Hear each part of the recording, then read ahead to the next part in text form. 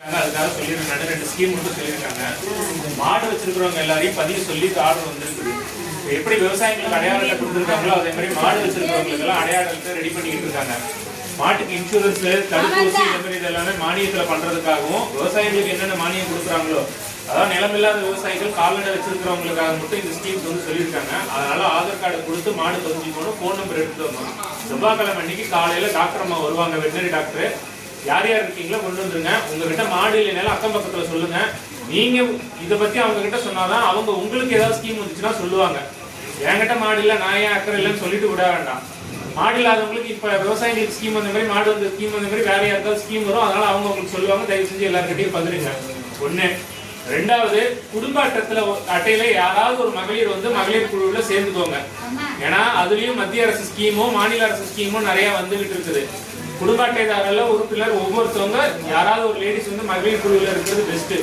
பெண், அதாவது என்னன்னா மகளிர் தொழில் முனைவோர், அவங்களுக்கு மானியம் நிறைய கொடுத்துக்கிட்டு இருக்காங்க. அதுவும் ஸ்கீம் போய்கிட்டு இருக்குது. 60 வயசுக்குள்ளார இருக்கிறவங்க மேக்ஸிமம் ஜாயின் பண்ணி பெனிஃபிட் அடைஞ்சிக்கலாம்.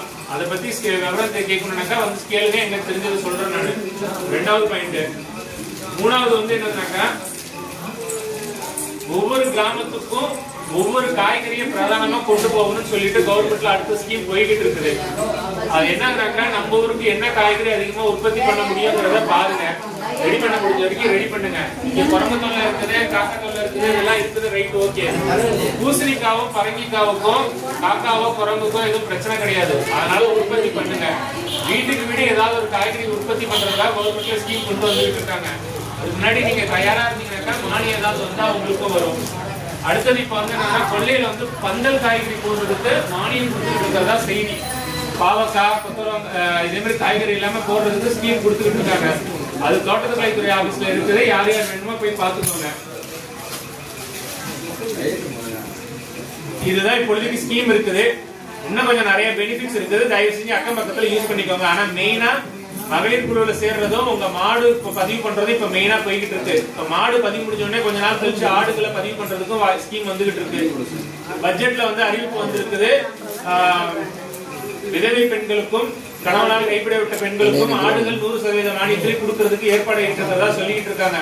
இதே மாதிரி ஸ்கீம்ஸ் நிறைய இருக்குது. உங்ககிட்ட ஆடு மாடு இருந்துச்சுனாக்கா வெட்டனரி டிபார்ட்மெண்ட்ல அந்த மேடம் கன்சல்ட் பண்ணீங்கன்னாக்கா உங்களுக்கு விவரம் தெரியும். போங்க, விவரமா கேட்டுக்கிட்டு வாங்க. தவிர அங்க போய் யாரும் அவங்களுக்கு தொல்லை பண்ணாதீங்க. ஏன்னா அவங்க ஸ்கீம் வந்தா தானா கூப்பிட்டு சொல்லுவாங்க, இது இருக்குது அது இருக்குது, நீங்க ஏன் தரல இதுல சொல்லிட்டு வெதண்டாவாதம் மட்டும் பண்ணாதீங்க. சரின்னா சரிவாங்க. அதுக்கப்புறம் அதுக்கு ஏற்ற மாதிரி கேட்டுட்டு போய் பண்ணிக்கலாம். போய் அங்க தர்க்கம் பண்றதோ இது பண்றதோ எதுவும் பண்ண வேண்டாம். இங்க வர்றப்ப எல்லா ஆபீசர்கிட்டையும்